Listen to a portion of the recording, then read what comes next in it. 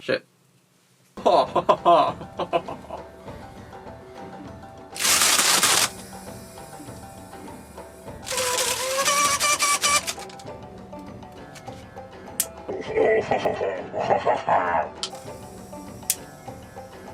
Not in this house. What are you trying to do here? This is my room, you do realize that, right? What are you talking about, peasant? Can't you see? It's that time of the year again. It's summer. It's time for these summer festivals, as they always call them here. It's time for a little bit of celebration, a little bit of fun, and a whole bunch of things to explore at the festivals.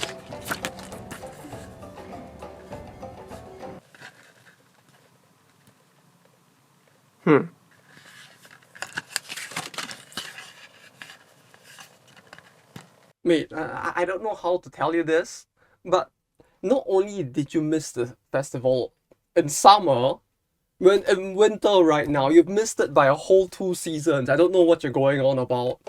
But I've been preparing so hard for this. I even bought Bandai Namco's game just about festival games. Yes, of course. Of course you have some kind of garbage game like linked to the thing. That's why you're here, aren't you? You just want me to suffer with more of that?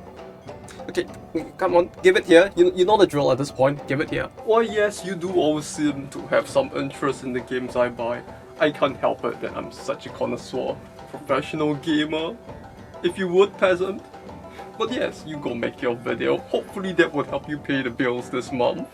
There are so many things wrong with that statement, but you know what?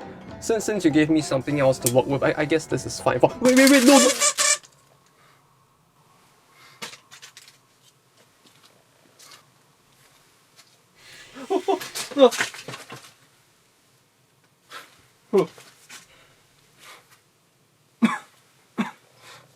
Well, you know, at this point, I'm just glad that that's all that happened, and you didn't like set fire to anything in this room. You know, get on the gods for busting that in your face. You fucking deserve it. Anyway, good luck with that, peasant. I'll be going back to preparing for next year's festival, or maybe even for the winter one, although that might be a little different. Anyway, you go do your peasant thing. I'll be smelling you later.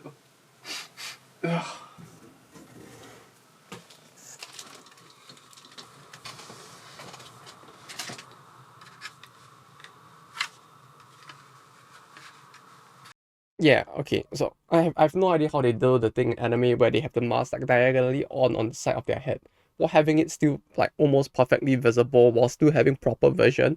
It feels really difficult to do. Who would have thought that things that happen in anime aren't that easy to replicate in real life? But anyway, you know, when it comes to most things in life, I feel like at some point it always tends to peak and start to evolve and get better from some point onwards. You know, it's kind of like when humanity first discovered fire, or when the Japanese first discovered the use of tentacles and smart. A lot of these things, they lead to a big leap forward in how humanity does things from that point onwards. And I feel like with the Kusoge Game of the Year list, we kind of do have something like that did happen as well. More specifically in 2007, when the game that won the worst game of the year actually was released. Now, unfortunately, we won't be talking about that game today. We are saving that for a more special occasion in the future. Instead, we'll be looking a little bit at some of the worst games that existed before the evolution of the list and what people used to consider to be the biggest Kusoges out there and voted for. And I really do mean it, because when you compare the games that are on the list prior to 2006 to the ones that we have talked about on this channel up till this point, you're gonna see that in those years before, you would see games that were fairly big, things like Xenosaga 2, Armored Core 9 Breakers, Soul Calibur 3. These are all games that, yeah, they weren't the best, for sure, but they do feel like a far cry from being considerable some of the worst games of the year, especially when you consider how competently made they still kinda are, as compared to everything that we have talked about till now.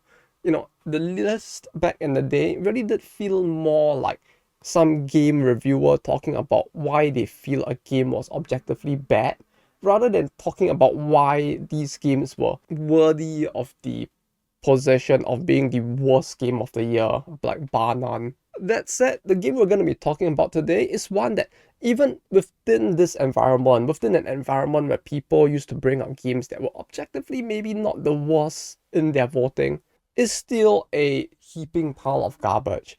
And that is the game.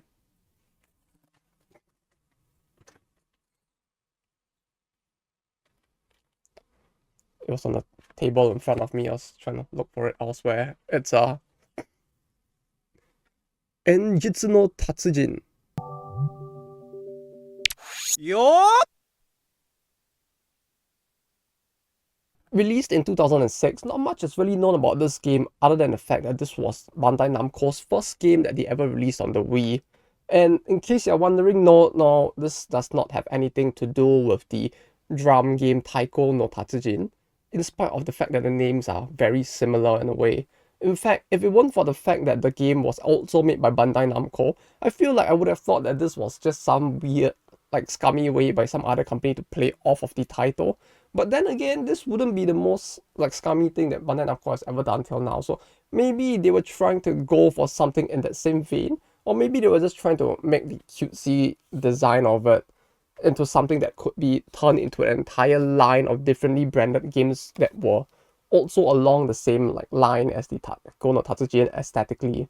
Though that said, because of the fact that they never really released any other game with the Tatsujin in its name in the same vein, I guess you could say that in the end this kind of did become the Taiko no Tatsujin at home, because this really is just a much inferior version of it that is not even really a rhythm game. There have also been people who have attributed this, and you can actually see it on the Kusoge Game of the Year ranking as well, where this game is attributed to a company called Landho. Although when I looked through the information about that company, it would seem that there really wasn't anything about this game mentioned at all. Landho is a company that basically works as a contract company that helps other companies within the game industry to develop games. So they do have a pretty good list of all of the games that they've worked on till now. As you can see, the only name on the front cover is Namco's, and even if you were to flip it around, you will only see Bandai Namco's logo over here. No other company is attributed to this, both on the cover of the game as well as within the game itself, where the only name presented is NGBI, which is also Bandai Namco.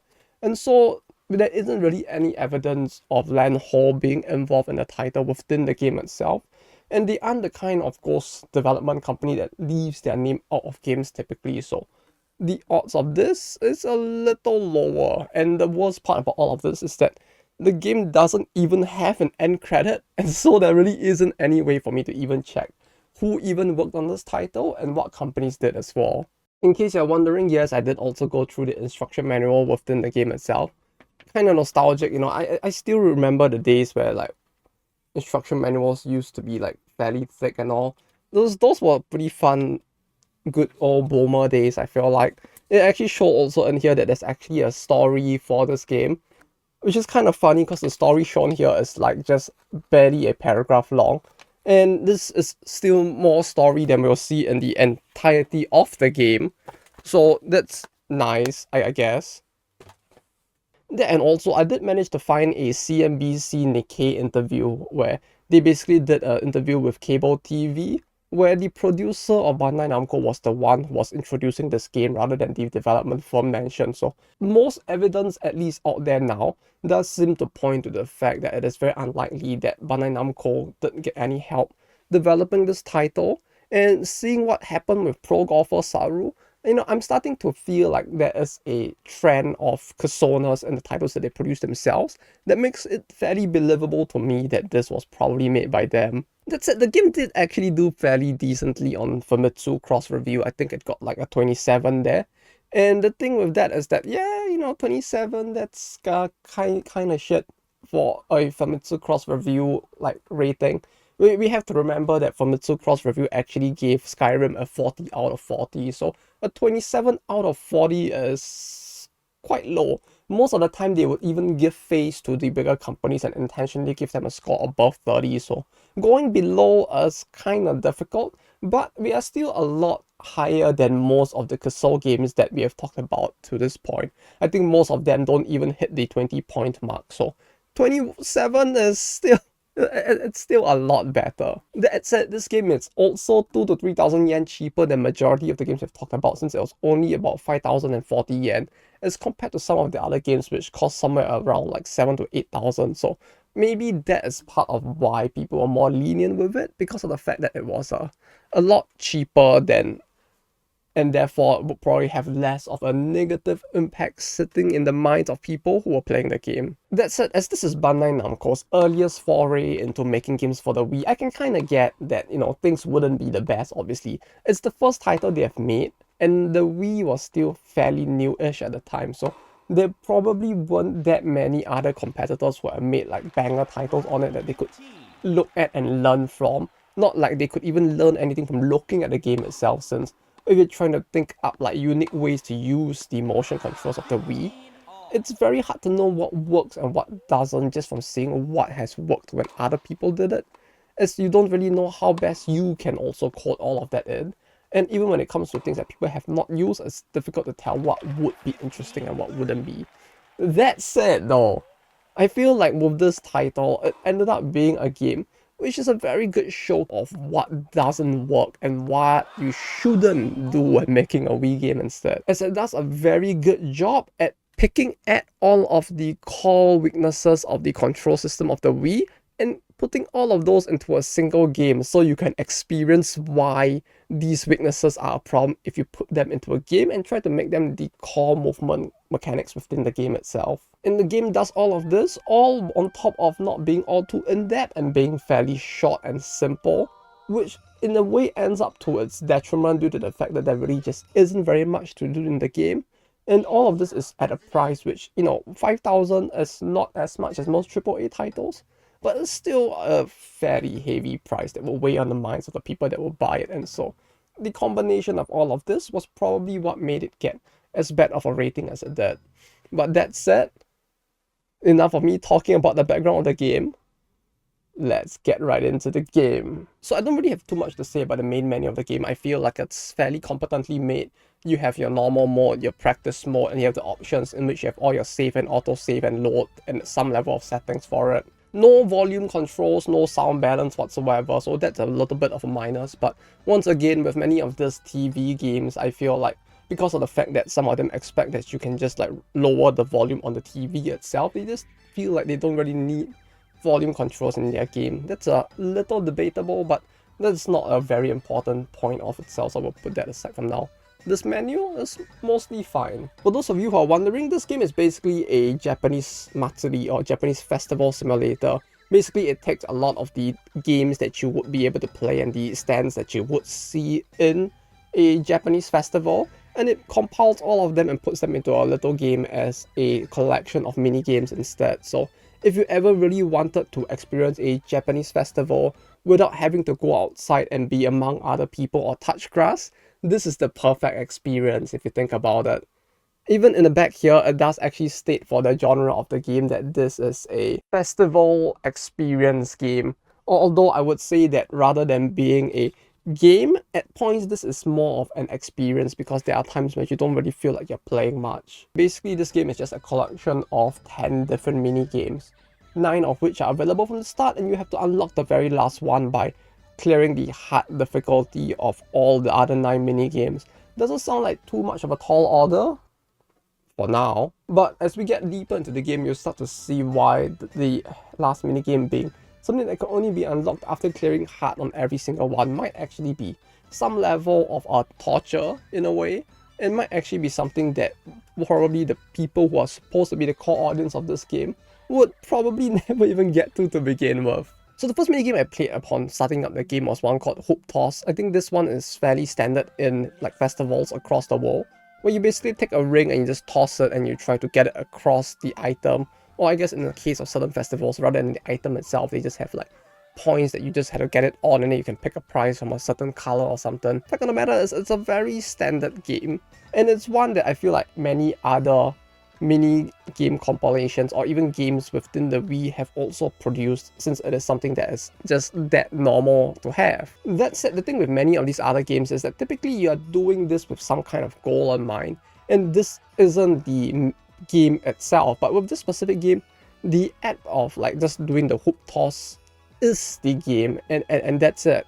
There are no unique gimmicks to it, there are no power-ups, there's no additional currency you get from doing this action that leads into anything else. The only real like form of meta progress you get from playing the hoops is progressing to the hard difficulty to unlock the other mini games. So it gets very stale very quickly, since there aren't really any stakes or any sense of progression, especially if you didn't know that that's what you needed to do to unlock the other mini game just yet.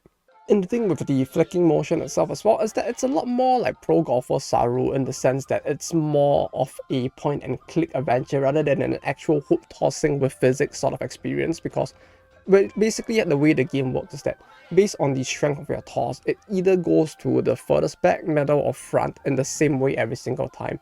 All you're really controlling is the left-right movement as to where to exactly throw the hoops from. And the force of the hoop is basically put into one of three categories, and they'll always land in the same way. So not really a very interactive or interesting experience. And there isn't really anything on the form of like wind, for example, that might affect the hoops, like directional throw or anything. No, it will always travel in the same straight line if you throw it from the same spot. So yeah, basically I'm just saying that this game is indeed the game that will lead to the creation of Pro Golfer Saru later on. This game worked so that Pro Golfer Saru could nunchuck golf, I guess. Speaking of nunchucks, they also did mention at the start when you start up this game that you're going to be actually using the nunchuck controller on the Wii for most of the mini games and have it ready. So it was really fun that when I started up the hoops game, they immediately told me that you don't need it anymore instead. But yeah, I feel like this minigame is one that's actually very good at showcasing to the player one of the key weaknesses of the Wii, which is that it's not very good at reading exact and precise force inputs from swings. Now this is not a diss, of course, for the tech was still really revolutionary for its time, right? This was all still very amazing stuff, and especially at the price that the Wii was going for, this was all still very impressive. But that said, it is objectively one of its limitations, and it's why with many of the games they typically do not ask you to use like very precise force inputs to try and get something to happen. If they get you to swing, typically the action of the swing is what the controller really needs to read for something to get done, kind of like with how tennis worked in Wii Sports, for example. And so with this game, what basically happens is that it's very difficult to try to gauge what is a very good amount of force to use for a middle swing, because even if I swing with the same force in the same movement over and over again, it does feel like sometimes it goes full force and sometimes it goes like just a little bit and sometimes into the middle. It's very hard to gauge. Thankfully, with the two extremes, you can just do a big enough or it's like tap, and you can actually get it to go to the two. But trying to figure out what works for the middle therefore becomes very difficult, especially because the game doesn't actually give you any form of in-game indicator for how much force is behind a swing, and so you can't really tell like at all how much is considered to be good based off of the game's own like in-game judgment. Like you can't trial and error and look at where the bar moves and be like, okay, yeah, this is a middle swing, that is a large swing, because the game simply does not give you that information at all, which I feel like is probably one of the bigger flaws with this mode, more so than the fact that they're actually trying to get you to do precise swing inputs instead. Especially at some of the higher difficulties, this can become quite frustrating because the game really doesn't give you the luxury to even experiment at all, because for some of those levels, you only have an equal number of hoops to the number of items that you need to get, and some of them put you under immense time pressure simultaneously, where you basically have like maybe 2 to 3 seconds to figure out how to move the thing and then to basically throw the hoop. So you don't really have the time to experiment and try to learn what you need to do to try and get the swings to actually land on the item, and you're already forced into the action itself. And the worst part of this game is that if you don't have enough of the hoops to clear the stage, it doesn't just game over you there straight away. Instead, it makes you sit through the entire timer or until you toss every single hoop that you have. So in the end, you just kind of fail the stage, you know you have failed, and you're just left there with the game rubbing salt on your wounds as it just forces you to either watch the timer drain or all of the remaining hopes and still fail. And the thing is that once you have failed, that isn't really a good way to retry the stage either. You can't just push a retry button at the end of the stage. Instead, you need to go back to stage select the same stage again, push confirm, and do the whole thing again, basically. It increases the number of load times you have to go through and the number of screens you have to go through. So QOL-wise, quality of life, this is also not very preferable. The mode also has a comeback mechanic where sometimes if you toss the item very randomly, it will just, for some reason, just bounce and just land on an item anyway, which is kind of cool. It very rarely plays a part in actually making the stage something that you'll win just because of that. And sometimes it can actually lead to your detriment instead, because for some of the stages you need to get items in a very specific order. So if you were to toss the hook and you missed, yeah, it doesn't affect the order that you get items in. But if you toss it and misses and the comeback mechanic triggers and it lands on the wrong item, essentially it breaks the combo and you instantly will fail the stage. Not instant, of course, in the sense that like the game would tell you, hey, you fucked up, and instantly ask you to retry. No. It fucks up and then now you have to watch the timer drain down again. So it all just feels even worse because of the fact that the comeback mechanic can actually screw you over in situations as well. Why they didn't just disable it for stages with a level of like order to it? Hey, you're asking too many questions. This is Bandai Namco we're talking about. They don't think there when making games like this. Frankly, I feel like if you really wanted a hoop experience within the confines of your own home and you didn't want to go to an actual festival, rather than playing this game, you could just buy the hoops yourself and just like take a bunch of bottles, like your gamer drink or something, and just like toss the hoops onto those instead. You probably get the same experience, or maybe even a better controlling experience, because you actually have a much better sense of control of your own body than you do with the Wii remote. Alright, next up we're going to be talking about the second game, Takoyaki making. Excuse me for a second, hello? What do you mean it isn't a festival game?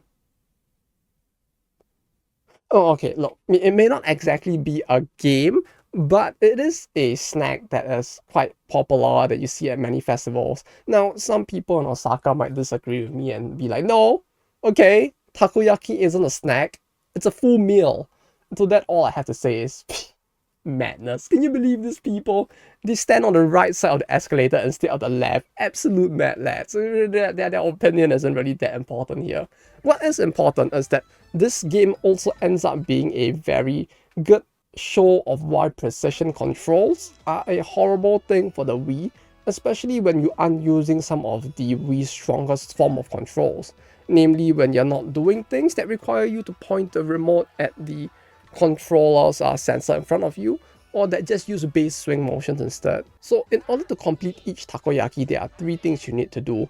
You need to first pour the batter, and then you need to flip it once it's cooked well enough, and then you flip it a second time once it's cooked well enough on the other side, and that will complete a single ball of takoyaki. Now with this mode, you're basically doing the same thing over and over again. There are also no unique gimmicks whatsoever. You're basically just required to, depending on the stage's individual orders, prepare one of the two donuses, or maybe even a mix of both, where you're just pouring the batter and flipping it twice. There isn't really any much difference in any of the ways that you can do any of this, and there's no unique gimmicks like half your board suddenly gets covered in shadows because like some demon blocks your takoyaki making with his evil takoyaki powers or something. No, there isn't any of that whatsoever. Because for this mode, the way it works is that you kind of need to point the Wiimote at the screen. Very standard control. This is quite a good and simple way to do things without things fucking up. But the issue then after that is that for all of the actions, basically pouring the batter and flipping the takoyaki, you then need to turn the remote like this to pour, or like flip it to then like flip the takoyaki.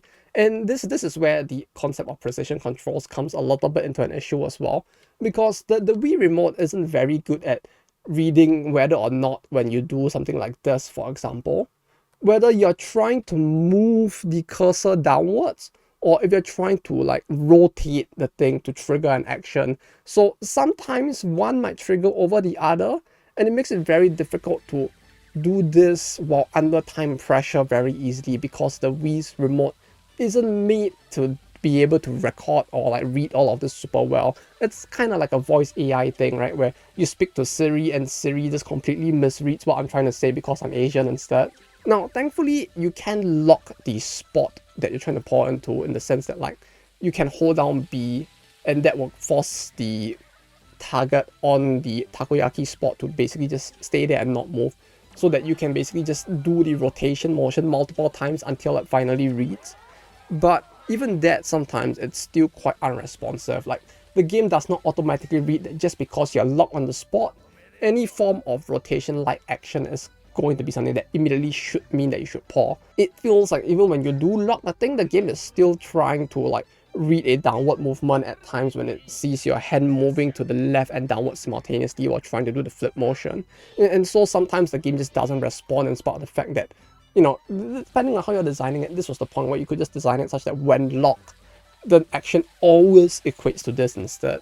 And the thing as well is that once you unlock it, depending on where your hand is at after making the flipping animations, it could very well cause the cursor to just rapidly move off course into some other point on the board instead. This actually got me so frustrated that there were actually multiple times during this minigame where I actually just threw the controller out of rage. And you have to understand that I'm the kind of person who typically doesn't get mad at games, right? I played League of Legends for years. That's how insane and brain rotted I am. And even during those multiple years, I never raged at anyone ever a single time while playing the game. And even the me that was that patient, you know, who had to play with like friends who were super toxic and who would like scream and shout like little kids at every single opponent or team member who we didn't know, and I had to be the one to apologize to them. No, I'm not traumatized or anything. Even that me was so mad with this game that I actually just threw my controller. That's how bad these controls were. And to top it all off is the fact that while you're flipping all the takoyakis, if you do some of the entire set really well, sometimes they would have like this super like, wow, wonderful sort of like animation that pops in and just like celebrates that you're doing very well. The issue with the celebration is that it feels more like a handicap instead, because when it pops in, it kind of just occupies like a half of the screen and you're just not able to see anything at all. So you kind of need to like hope that it doesn't block the things that you actually really need to see, or it could actually just screw you up and you're just going to fail the stage instead. You know, one could say that with the way all of this was designed, it truly was a recipe for a disaster. Yes, I did think of that one all on my own. Also, this mod specifically does have multiplayer. The Hoops one didn't even have it at all, but this one did have it, although it's not competitive, and it's also not something like Overcooked where you guys had to like do some kind of funny like chaotic way of like cooperating with each other. Instead, the way this one worked is that one player would basically use the nunchuck and the other player would use the Wiimote. You had to connect that thing, so you two would be connected with each other, if that's your thing, I guess. And one guy would basically control the batter pouring, and the other guy would control the flipping. So, yeah, it still doesn't really feel very much like a two-player mode. They just took the one-player mode, cut it in half, and got each person to do a separate half of it. Which basically means that once the first guy is done doing his thing, then the second guy starts doing his thing. So there isn't really much cooperation going on. And in fact, you can just like play with yourself. I do that quite a lot of this game apparently. Not in a not in the way you're thinking, of course. It actually makes the game a lot easier just simply due to the fact that the controls with the batter pouring with the nunchuck were actually a lot more better designed than with the Wiimote itself, since you actually move the batter around using the analog itself. So it actually felt like a much easier game with the two. I can see why they actually split the two into two completely different modes, where the one-player stages were not too playable, and the two-player stages were just a complete separate thing on its own. But yeah, the two-player mode only had 3 stages to it, like one easy, medium, and hard. There wasn't a very hard difficulty one. And that's made it feel very forced because of how little content there was for it. Frankly, I feel like if you really wanted this experience, you could just go work in a takoyaki shop instead, because if you did that, not only would you not have to pay for the experience of making takoyaki, but you might actually get yourself being paid to do it instead. So you could take that money and invest it into a much better game than this one. Okay, game number 3 is just darts. You hold A to basically move the dart around. Once you release the A button, it basically locks the target in place. And then you just have to do a thrusting motion with the Wiimote to then throw the dart. The way that they actually suggest holding on to the Wiimote is to kind of hold it like this, kind of like an actual dart in a way. And you basically hold down the A button and do this to basically move around the target. And then you release the button and you throw it like this to try and throw the dart itself.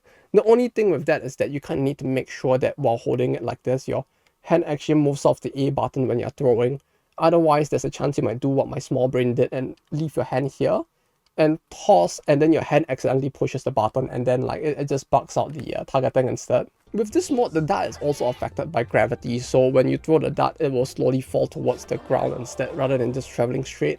And also by the direction in which your Wiimote was pointing, which I feel like this second point is very important, and it actually makes the mode a little more frustrating than it should have been, because the issue with the Wiimote once again is that because of the fact that this is a physical thing that you're moving, any like slight variations like this are not as easy to catch. So if you're throwing and your thing goes up like this first and then it goes down like this, or like, you know, if it's you're throwing and because of the angle your hand is at, it's a little off center from specifically your sensor, there is a very real chance that your dart will just go completely off course instead of traveling straight towards the reticle.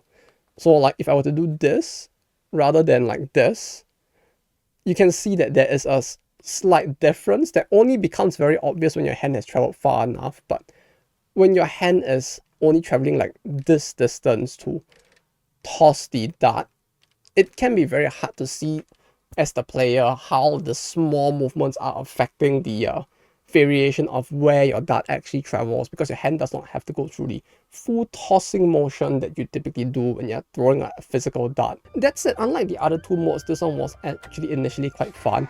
They actually kind of had this little gimmick going on where you had different darts with different weights as well. So you had the normal dart which travels fairly, you know, normally. You had the super light dart that would travel further, but that was more prone to being affected by these small precise movements, and you had the heavy dart which was affected by gravity a lot more, but that will be affected less by the precision of like the left right movement. So you couldn't really choose when to use which, rather you had a set of like all three that would be used in a specific order, and you then had to tactically figure out how best to use each one in that order so that you had hit enough of the points that you were supposed to be able to win. I actually got all the way to the very last stage, but at that point I realized that with the level of precision required in the actual directional throw of the darts itself, and because of the fact that my hand just innately has like some level of shake to it sometimes, it makes it really hard to do. So I just kind of didn't do the very last stage of the very hard difficulty, and so I don't have the gold trophy, but we did get enough to unlock the highest difficulty stage. And the fact that the small hand movements like this, which typically would not affect when I play darts in real life, are actually such a issue in this specific game mode, kind of took away from it and made it feel very frustrating at times instead. Out of the three stages, this is probably the closest to being one that was bearable and at points a little enjoyable, although to be fair, you're just playing darts, so like darts itself is fun. It's something that I sometimes go down to the arcades to do, so it's something that I can just be like, yeah, I had fun, but it's like a worse version of playing actual darts. So in the end, it's not that great of an experience either, and it also still highlights very well how the precision controls on how you create a dart game in Wii can actually cause the game to be actually less entertaining and actually break people's immersion of playing something as simple as darts. Next up, yo-yo fishing. For those of you who do not know what this is, it's a more Japanese thing, I guess, where you have the water yo-yos that are very popular at festivals in Japan, and you basically need to fish it out with a paper hook that you're basically given, and you basically need to like try to get it out before the paper hook gets too soaked and like just snaps instead. I think this one actually may have invented a new form of like nerve compression syndrome with the very weird posture it forces your hand into. So the controls in this game are really weird. Like the way it works is that it needs you to do something like this, and then you basically need to move your hand around in this movement to basically move the hook around within the tub. And then in order to pull the thing up, you first need to hook the thing, and then you need to slowly do this action to lift it up and toss it out, and then do this again to move around. And this action of having your hand like this to move the thing around for extended periods of time is actually really uncomfortable. It actually put a lot of very weird pressure on my wrist. That actually, like, after doing that for like an hour 20, I actually did feel like there was like this very weird like pressure on my wrist even for like a few hours after. Like, I can only imagine how awkward it would be if you end up having to go to a doctor over extended Matsuri Wii game playing. Hey doc, I think I'm gonna need some help. I think I sprained my wrist a little while doing a little too much vigorous movement with the Wii remote. Okay, say no more. I got it. You've been gooning too much, haven't you? What? No, it really was the Wii remote. You know, I was playing some weird Kusoge and it... No, it's fine. You don't have to come up with some silly excuse to try and justify it. It's a natural thing to do. Everyone does it every once in a while. Obviously, not everyone cranks the hawk so hard that they hurt their wrist in the process, but, you know, sometimes you gotta let go a lot or just live a lot or, you know, just like, you know. No, really, you know, like the Wii remote, the thing from the game thing that people used to go like with. Yeah, I got you. I got you. You were giving that Wii remote a little too much of a shake, weren't you? Just, you know, shaking it a little too vigorously. Alright, so I'll tell you what I'll do. Give you some ointment for your hand so you can crank that remote a little more. Just make sure that you don't overdo it the next time, yeah. You know what? Yeah, sure, I guess. Thank you. Right, that'll be $200. Also, the Wii remote does not do a very good job of reading the movements itself because of the fact that you're not actually facing the sensor, you're facing downwards like this and trying to move around quite a fair bit within a fairly large tub instead. So the movements themselves are slow, sometimes a little irresponsive. And once you get the hook in position, you still need to like lower it into the water by holding the A button to then try to hook the item and pull it out. The issue is that the camera angle for this is really shit because they chose this weird like 45-degree angle, which both simultaneously makes it really difficult to see where exactly your hook is above the yo-yos, and also makes it really hard to see where the surface of the water is. So you can't really gauge when you're going into the water, how deep into it you're going, nor how accurately above the yo-yo you are. Because as I mentioned before, the hook is made of paper, and this basically means as it soaks in the water for too long, it loses a lot of its like ability to hold on to tension. So at some point it just becomes very weak, and any form of like slight pull on it will actually cause it to snap. So it's a race against time, both against the clock as well as against the wetness of the paper itself, to try and get as many yo-yos as possible, or like the target high tension heavier yo-yos that the game asks you to get. Strangely enough though, there seems to be this like little trick in the game that I don't think they even mentioned in the rules. I don't know if this was a secret thing that the devs put in to make like playtesting the stage easier, but apparently if you like shook your hand while in this position going like this, you could like dry the paper completely by just like shaking all of the water off it. I don't think that's how paper works in real life, to be honest, but apparently you can do that in the game, and you just have to like put your hand in this like carpal tunnel like causing like position and start doing this as well, which basically just puts even more pressure on it. So that kind of sucks, but at least it made the stage a lot more bearable. But the fact that they didn't mention this was kind of annoying, since I feel like for the later stages you really need to use this to clear the stages.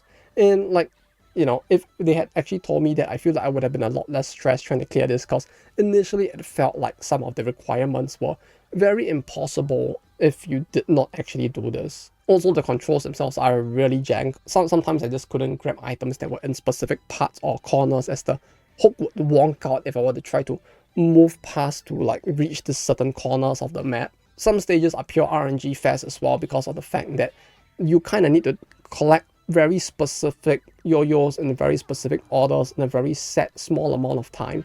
But because of the fact that the yo-yos randomly spawn, and sometimes 2 to 3 yo-yos would spawn on the exact same spot and their hooks would overlap, and so you basically had to fish and like do the fishing motion over and over again, as you couldn't fish and pull a yo-yo to the side so that you can grab the correct yo-yo. Instead you had to constantly like fish on the spot and hope for the best thing one to come out, or just like restart the stage and just try again with a better spawn. All complaints aside though, I did enjoy this mode just a little bit, especially after learning about the whole shaking the hook to like get all of the water off it thing. That made the mode a lot more bearable, and so I just found it like a little fun here and there. That said, this mod also may have given me potential long-term nerve compression damage, so I don't know if 5,000 yen is enough to be paying to be given this damage, but yeah, I wouldn't recommend it, even though it's something that I found just that little bit of fun out of. Next up, we have the balloon art making minigame, which is apparently just a rhythm game, except that the controls are unresponsive at times. You know, the best kind of rhythm games. To be honest, I don't know why this was even a balloon making thing in the first place though. Like, they really isn't very much in terms of any form of link to balloon making, since you're not exactly trying to create very specific shapes and create very specific balloons or anything of the like. You just have this weird old man with his afro just like dancing in the background while you do like actions to basically do the rhythm game segment like button inputs instead. And the balloons that you're making are basically kind of like his backup dancers. I don't know what exactly is going on here, what exactly is the law. Maybe he's some kind of balloon necromancer and you're just his servant, his indentured slave who summons his minions for him or something. But either way, this mod overall was actually pretty bad in the sense that, okay, so you have two actions that you need to do for the rhythm game. You need to twist the nunchuck and the Wii remote, or you need to do a bend. And the twist and bends are the two different inputs for your rhythm game. So you can probably already see where the issue of this and this being your inputs are gonna come in. Basically, the game has an issue with trying to precisely figure out when in this action and when in this action does it actually consider the note to be actually like played. Because remember, with most rhythm games, there's a reason why it's typically just a button input, because a button input is consistent, right? You tap the button, it always has the same amount of delay between the button going down and the note being read. And all you have to do is really tap the button over and over, and you should more or less get the same input with the same delay every single time. The issue with this or this is that sometimes the controller, especially because you're not facing the Wii remote sensor in the first place, it has an issue figuring out if you actually did this.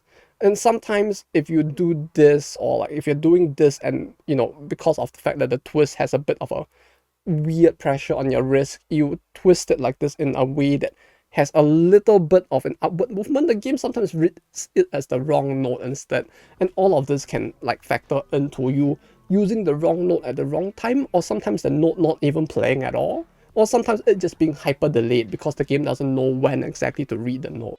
Thankfully, with this mode, you don't really have to get the entire song perfect. You just need to get specific segments of the song correct, because what happens is that basically you just need to complete X number of balloon necro demons, and each time you complete a certain segment of the song, you're graded on that segment. So for like some of the songs, for example, there are 5 segments to it, and it just tells you need to complete 2. So you just need to do well in like 2 of the 5 segments and you'll be fine. So it's fairly forgiving, and what counts as, you know, a perfect segment also allows for a slight amount of error. So it's not as like highly intensive as many rhythm games are, and you can get away with a bit more for mistakes made. But that's it, a lot like with a lot of the other modes in this game, this one doesn't have a quick restart button either, which basically means that in some of the stages, if you know that you're screwed, or you know that you're already done, you can't just fast forward and complete the stage. For example, if there are 5 segments, you only need 1,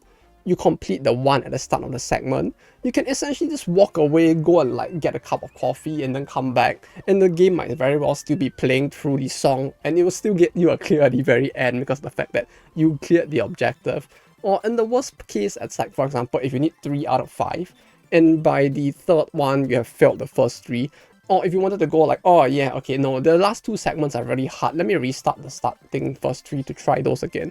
You can't really do that because there is no quick restart, so you just have to watch the song play out, as the game has no quick way for you to leave instead. In fact, this was such a huge time waster, the amount of time that you didn't actually need to be playing this mode during the mode itself, that I actually wrote most of the script both for this balloon part and for the yo-yo part before this during the middle of this script. That's how little you have to do. I was just sitting there, every time I completed the thing, I'll just start typing away, and in order to complete all of the stages, that's how much free time I had during the stage itself. There is a co-op mode to this, but the co-op mode is really weird as well, where one player uses the Wii mode and the other player uses the nunchuck. and you both basically have to sync up your actions or play very specific different actions, which in a funny way, this actually ended up feeling more like Taiko instead, because of the fact that the left and right hand would have different nodes that operate separately, and you would have a specific nodes that require both to move in sync. So you kind of started to get more of the like outer and inner strike of Taiko in a way, although with controls that are a lot more scuffed, simply due to the fact that the game sometimes has an issue trying to read the simultaneous sync nodes even more. So for the ones that require both players to take the same action, so sometimes it would just read one guy's action faster than the other guy's, even though the delay between the two was maybe less than 0.5 seconds, and basically that means you're gonna miss the node. It actually made it more frustrating and more complicated, kind of like with some of the modes that we'll see going forward from here on. And I feel like the two-player co-op thing was kind of very tacked on and just should not have been implemented in this way, if anything. What I'm trying to say is that yes, this is indeed my favorite rhythm game, and there is no console rhythm game out there that could compete with this. DJ Max, more like DJ Minimum. Project Diva, more like Project Diva F. Oh wait, there's an actual successful title that exists, never mind. Next up, fish scooping. I feel like this one especially appears in a lot of animes out there where you need to use the small net to scoop the goldfish out of the pool and into the thing, and then you get to bring it home, and like there's always the thing at the festival where the other person helps them to scoop it out and they're like, oh, you're so cool, and that kind of thing going on. Only thing with this mode is just that it actually requires you to use both the nunchuck and the controller. But the only thing you really use the nunchuck for is to push a button on it to check the inside of the bowl to see what fishes are in it.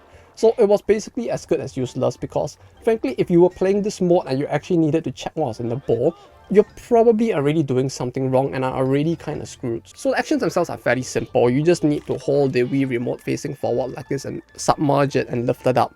SS is a very standard motion that actually has the Wii remote pointing directly at the sensor, and then you need to sometimes turn it left and right to basically shift the net so that you can scoop a little better. The challenge comes in the fact that there's a certain limit to the number of times you can submerge the net. So the more times you submerge it, the paper that makes up the net will slowly get weaker and weaker to the point that it will eventually break. Kind of like with the yo-yo one, except that with this specific fishing one, you can't just shake the net to dry it, in spite of the fact that it should be made of the same materials. And so that's where the challenge comes in, where you need to try to catch as many fishes as possible using a net that can potentially break from going in and out of the water too many times, and from the pressure of having the fish like on it as you lift it out. Or that's what the game wants you to think is the challenge of this mode. But instead, the true challenge is trying not to smash your controller into a wall or something because of how bad the controls in this mode are. I found myself more than half the time being told the controller was either too high or too low, even when I was at around the same height throughout and had to try multiple standing ranges and heights just to try and get the thing to work. Sometimes this happens midway through the round as well, and trying to readjust the height to basically get it to read through the sensor can actually cause the net to leave the water and get damaged instead. The game doesn't really give any good explanation or feedback of what actually damages the net either. All it really says in the explanation is that having it go in and out of the water and having vigorous movements might damage it, but the term vigorous movement is very vague. And even going in and out of the water, sometimes I find the net taking more damage going off the water at some points rather than other points where like just no damage is taken even when it goes in and out. So it's very hard to tell like why all of this happens, because there is nothing shown on the screen to show like the amount of force or maybe the pressure or the angle at which it leaves the water. Like all of that is not explained, which makes it very frustrating because it's very hard to then understand how best to play the stage or what actions you need to take, and makes everything feel like it's completely out of your control and like you're just like gambling on RNG to basically get through the stage just fine. Oh, and this mode actually has a two-player mode as well, but all the second player really does is just hold the ball and move it around. They don't really get to do very much, but them holding the ball does make one difference, which is that if the ball is on the wrong side of the net instead, the fish would just hop out onto the other side and you would lose the fish. So arguably it's just the same game, but even more convoluted now, because now you need to try to get the second player to figure out which side to hold the ball at, and that's really all they do. They don't really get to do very much at all. Once again, another two-player mode that felt a little tacked on and that really didn't really feel like the two players were contributing towards like any form of cooperation or really getting to play in a way with each other that was kind of fun. Okay, I don't know when this happened, but it seems like at some point the mask kind of decided that it wanted to become a hat instead, so there we go. Next up, crepe making. This one, a lot like takoyaki, you know, it's more a thing that people typically eat while at the event and more so than the actual game or activity that you do there. But with this one, I don't know why, I really did feel like, I got very strong vibes that I was like playing one of those like early 2000s Elsa, fucking pizza parlor maker sort of flash games or something. So this mode actually has two parts to it. The first part is basically where you spread the batter onto the pan itself to make the crepe skin.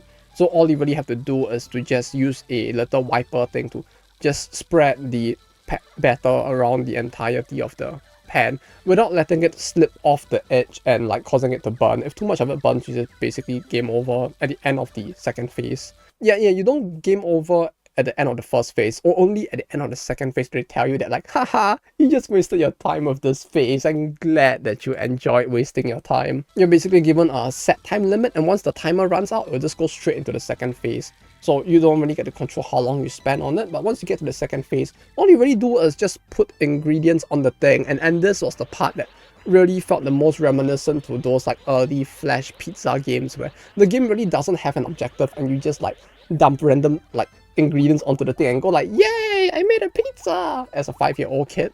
Except this time you kind of have slight objectives to it in the sense that like during the first phase when the customer comes in, they'll tell you what ingredients they like and don't like. You just need to make sure you don't put the ingredients that they don't like. And then for the ingredients that they like, I'm guessing you're supposed to put those more. But you could basically just take everything that they didn't say they didn't like and just dump everything else into it and give them the most Frankenstein mess of a crepe that you can ever think of.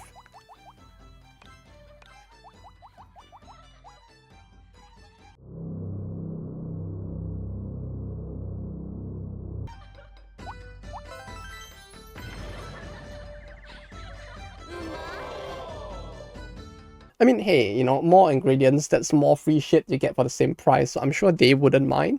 Although I feel like their stomachs may tend to disagree with that. The controls are mostly fine because they're quite simple. The first part is really just swipe around, so there is a little bit of jank in terms of rotating the wiper to then like get it to spin around or to like tilt along with the edges of the pan itself. But as long as you're not doing that, it actually is a very fast motion that you can actually do a very minimal like hand rotation. And for the second part, you're just pointing, clicking, and like doing like very standard remote menuing basically, so it's all fairly easy to play. The only gripe I have with it is how boring and cheap it feels, like playing through all of this, because of the fact that with this mode you really aren't doing very much that's interesting. There are no added challenges nor gimmicks to it whatsoever. The closest you come to any form of added challenge is that initially they tell you that there are 2 ingredients that they don't like, and for some stages this becomes 3, and that's about it. There are times where the wiper is a little smaller than usual, like they shrink the size of it, but frankly I find that to be more of a benefit rather than a handicap, because with the smaller wiper, the odds that when you spin it and try to spread the thing around, you actually go out of the area that you're supposed to stay within actually reduced, and you can make more precise movements with it. So it actually felt a lot easier instead, making it even more boring. Okay, this doesn't seem to be working either. I feel like if I did it like this, it kind of affects the quality of the sound that I'm making. I'm not sure how bad it is, but beneath the skin, we are already one. Even now, the evil seed of what you have done germinates within you.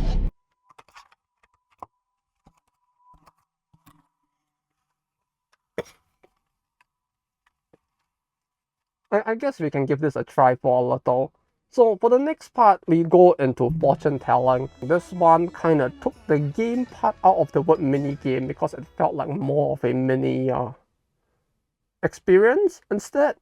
In fact, with this one, the tutorial even tells you that there's no need to practice because of the fact that it's just fortune telling, as if trying to tell you that like, hey, This one is so simple, you can't even fuck it up. Although, to be fair, I feel like when it comes to something like communing with the great mystical forces of the universe to be able to predict the future, that's something that probably most of us can't actively do and probably needs a little more actual like practice to do. This was something that they said was not very necessary, so yeah, I guess we can just give them a little bit of a trust with that. That said, this mode really is just fortune telling, and it's just you getting your fortune told by the game. Not even you like doing a mini game where you try to read the fortunes of others and you get to see some funny thing like, oh, this Kappa is gonna die in like 5 days from getting isekai by a truck or something. No, it really is just the game gives you a funny fortune telling you like, ah, your lucky color is this, or maybe you should do this or do that. You can also use this mode to tell like the fortune, or like I guess the compatibility fortune of you and someone else whose profile is signed into the game, which I feel like, especially because this feels like a family game that you would play with your family members like your mom or dad, this would be something that will be extremely awkward depending on what the game tells you. But yeah, really with this mode, all you do is just like do a rubbing motion with your hand over and over until the fortune gets read. Aside from that, there is really like zero gameplay whatsoever. There's no fail con, there is not really a win con other than getting your fortune.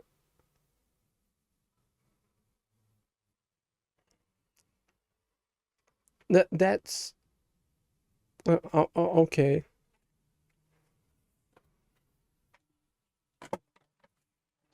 But why? Why wouldn't it tell me what my fortune is? Was it that bad? Or am I the problem? Is it me? It didn't want to tell me that I was gonna cause my own downfall.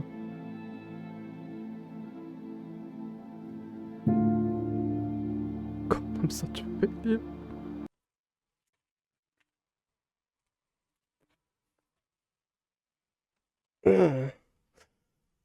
Right, that really isn't a game here, so let's just move on. So next up, we're going to the shooting range. So chronologically, I did this both before and after the fortune telling segment, because the fortune telling segment basically has a second half that unlocks only after you complete the shooting range. For those of you who are wondering what it is, it's basically like an omikoji where you just shake the box full of like fortunes and then until one of it falls out, and then you basically get an omikoji with like telling you like how big or small your fortune is instead. Frankly, I don't feel like you should be comparing sizes like that. It's not about the size, it's about the contents of the fortune, I guess. But either way, because of that, I went straight to the shooting range right after the fortune telling. When it comes to the shooting range segment itself, it was fairly simple. It's really a case of you just holding the Wii remote forward like this and pushing like B button to shoot. So really a very standard point and shoot sort of experience. There weren't really much in terms of gimmicks either, other than the fact that sometimes you were given, kind of like the darts thing, you were given in a specific order a set of bullets, and some of the bullets would actually curve left or right instead. And all of the bullets also do obey gravity to some extent. So they tend to have a level of drop-off that is a little more than your standard cork bullet even would have in one of these shooting ranges. But you know what, for the sake of like a mini game experience, I'm fine with like the gravity being like a lot higher in this war than ours. I can't do this. I can't do this. No.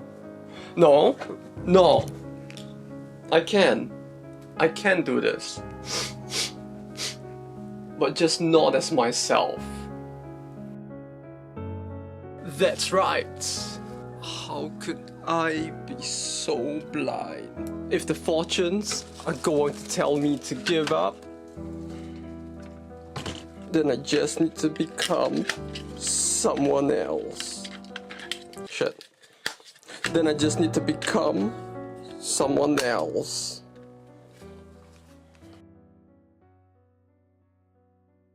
Because that's what it means to be a gamer. Yeah.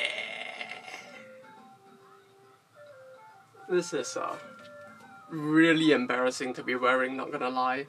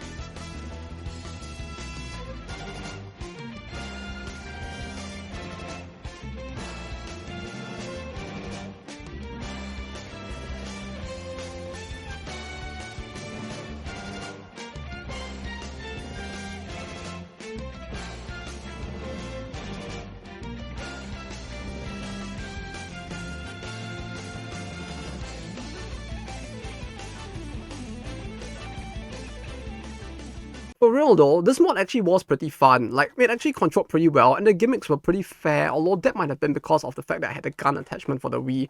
It certainly did feel a lot harder to control without it, and shooting would have been more annoying since you basically had to pull the B button below the remote instead of having to hold it at a weird angle like this. So, unless you were a very professional shooter of like TV screens with a remote, I don't think it was something that would come very natural to you either way.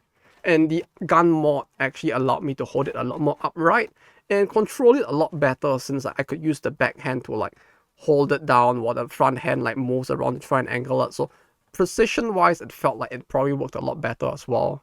But that said, with the gun modification attachment for the Wii remote, this really just played a lot like any other Wii shooting game that I remember enjoying a lot as a kid. So this mod goes to show that if you keep within what the Wii does well, even if you suck at game design and made the most bare bones shooting gallery game possible, it would still be fairly fun. Like, this was unironically the best controlling mode in the game series in this like entire series of shitty games, and the only one that I can confidently say that I had any semblance of fun playing.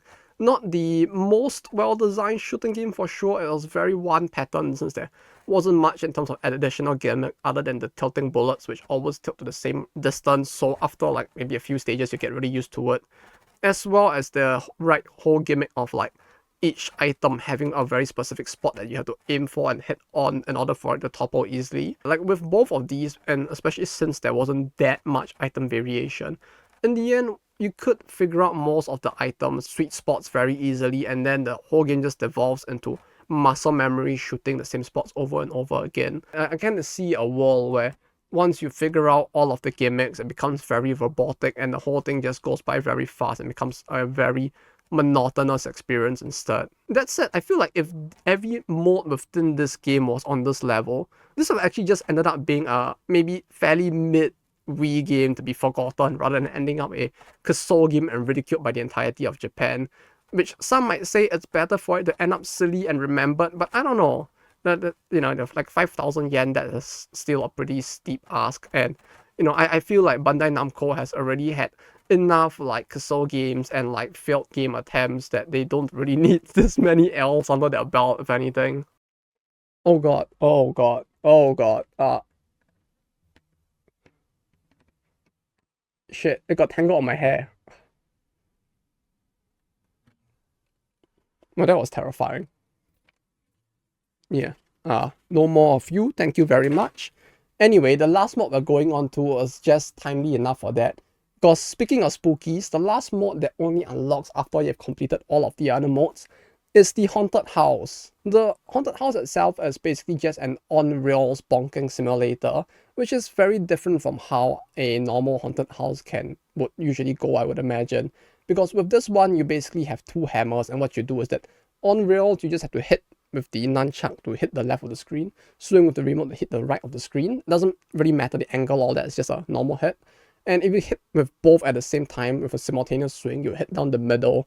So very different from a normal haunted house, because I feel like if you were to do this in a normal haunted house, you would probably be kicked out really, really quickly. Unless, of course, that this is like some weird like kink play that the haunted house's owner as well as the people doing the ghosts kind of have, and like this is all part of the play in their like sick and weird way. But unless it's one of those, you typically don't want to be doing this in a haunted house, just so you know, in case people were thinking that you could go like to a haunted house in one of these Japanese festivals and like start bonking people with hammers. Don't do that. No, you're gonna become the next Johnny Somali. That said, this mode was just like, it's fine. Like, the left and right swing work really well. Like, you can just rapid fire them. The mid swing is a little jank because it's very difficult for the game to, once again, read between whether it's a left, right, or middle, because if your left and right had a very minute like 0.5 second delay to it, the game might sometimes just read it as either a left-right swing instead of a middle swing. And if you specifically stop doing everything and try to swing for the mid, like maybe like 75% of the time it'll work out. Aside from that, it was a very competent mode. The only issues that I really have with this mode is just the fact that it only really has 4 stages. Like most of the other modes in this game, it's like each difficulty has like multiple stages ranging from like 5 to sometimes even 10 stages. With this one, each difficulty only has 1 stage, so it's actually really short, and you can get through, especially the lower difficulties, very quickly. I think I actually did the lowest difficulty one with just the gun attachment itself still on, so that was kind of funny. But yeah, each of the individual stages are like less than 3 minutes, so it was kind of disappointing, not gonna lie. I was hoping for a lot more, but then again, I feel like looking at how difficult some of the content is and like how boring it is, maybe they just never expected anyone to make it this far, and so they just decided to put in the minimum amount of content because they're just like, yeah, fuck it, no one's gonna get here, it's fine, we can just put in like one of each stage and just call it a day. We don't have time to be working on this, we need to go make Prologue for Saru instead. So yeah, this last mod, it was really quite mid, I have to say. It was kind of disappointing having to go through it all. But that said, these are all the 10 modes that exist in the game. I feel like if you would ask for my opinion on like how I feel about each of the individual modes, I would probably put it, if you wanted to do a tier list or something. Okay, so first off, remove the S. Yeah. Remove the A as well. I don't think anything gets on the level of an A tier either. Maybe remove B tier as well. I feel like B is still pushing it a little. So if we were to put everything into a tier list over here, this is how I will probably actually rate it, with the shooting one at the top and the fortune telling one probably at the bottom, because that one wasn't really a game anymore. Overall, playing through this game, I really have to say, this game, like more so than any of the other Kusoge games that we played for the Wii, probably had the most frustrating controls of all the games I've played so far. Because yeah, there's so many Wii games out there, right? Like you have Wii Sports and Wii Resort, which were officially made, which actually control pretty well, and those were actually really fun to play. And granted, with this game, they were fairly fresh, they were experimenting, so things maybe just didn't go their way. But at the same time, I feel like a lot of this ought to have been things that when they made the game, they should have realized during the play testing, both internally as well as with the market testing, that they should have been doing, right? They should have, as a very big company, at least brought in a focus group and got people to play the game. I would imagine that they probably didn't, because they are a Japanese firm that doesn't like information leaking out. But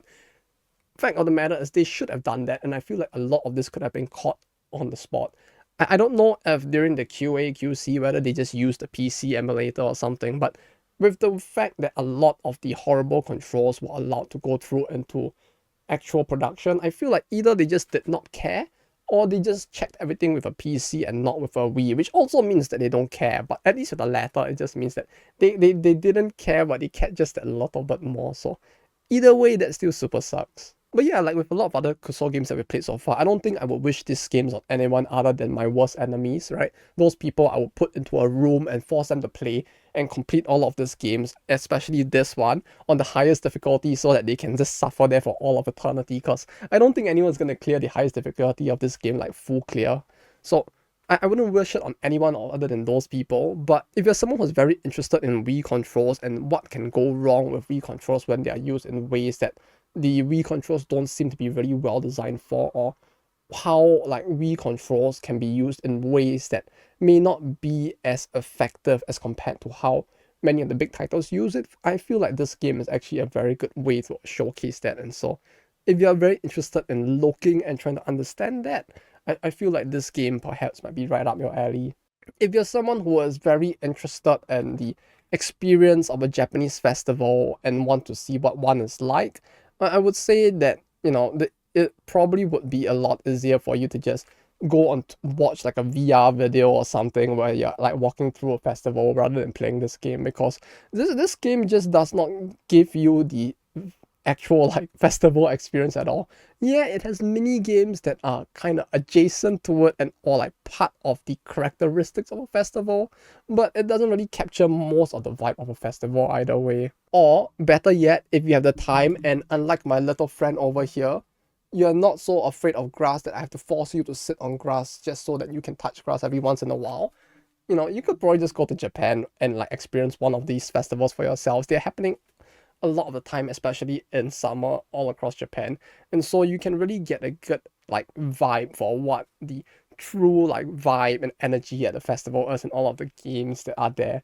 And you can actually get the experience of being scammed by one of these stores with their actually very extremely unfair games, which I guess in the way this game does capture the feeling of unfairness, although in a kind of different way.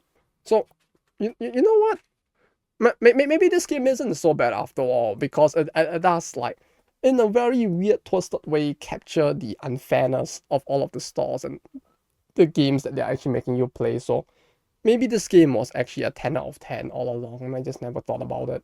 But that's it. I hope you enjoyed this look at one of the earlier games to end up in the Kusoge Game of the Year list prior to the list evolution into including all of the super Kusoge games that we have played till now. Frankly, I feel like this game, it's not as bad as many of the Kusoge games that we have played. Yeah, the controls are kind of very garbage, and it can be a very frustrating experience to go through, but aside from that, the game was fairly solidly built, I guess. There were no bugs, the music was fine, the sound effects were as well.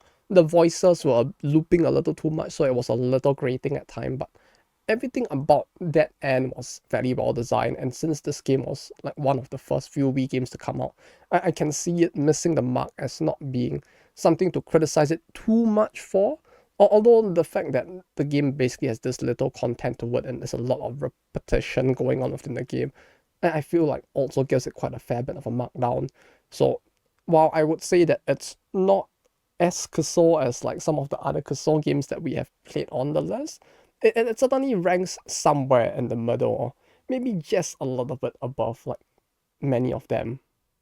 But that's it. That's all for me for today. So until next time, hopefully I'll be doing more of the we event reports and like Doujin events ones. I'll obviously be continuing with the game industry ones. I have a few planned. I'm just hoping I can get the information I need to make those videos on time. And then the Kusoge ones, I still have a list of some that I have to go through, although yeah, with those games it's like there's a lot of stress in trying to get all of them cleared. So we'll see. We'll figure out as we go along, because I don't know either.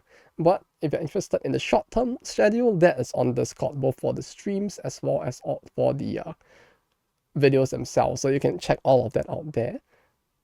If you want to support the channel and me suffering and torturing myself with Kuso games, or just me making videos in general, do feel free to like and subscribe. That does help a lot as well. Or to just like, if you want to donate to help, that also helps quite a fair bit too. Especially to buy shitty props like the very cheap sunglasses that I got over here, that someone apparently told me I look like a blind dude wearing, but I guess it kind of works out, because this means that I'm like gamer Leeson or something. But that's it.